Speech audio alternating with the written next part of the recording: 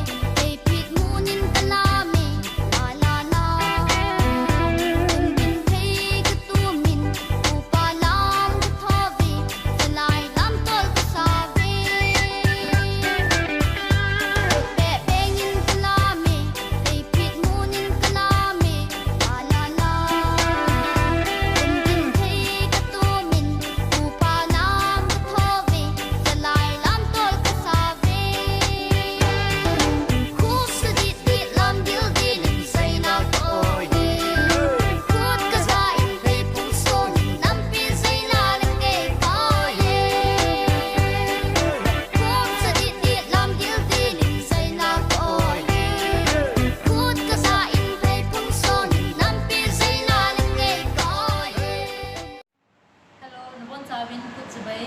ke madhum pi ho ki hin Singapore la Sopi ulanau te hozo se yenga he sa nun choi hi le ahung hung ding 18 November Sunday ku Thadou Christian Fellowship Singapore by nanoija Chavangkut kimang ding hi to hanin address sa address chu hi le Green Line Bahru MRT Exit AI Bukai Road le bus number 5 jala a second stop ma ikumha le Chavangkut kimanaring chu akitan kumha na kairo na le kumha na bus stop ma asa ho ki koin chile taxi hen gadi dang dang ho to mu chu poster la address chu na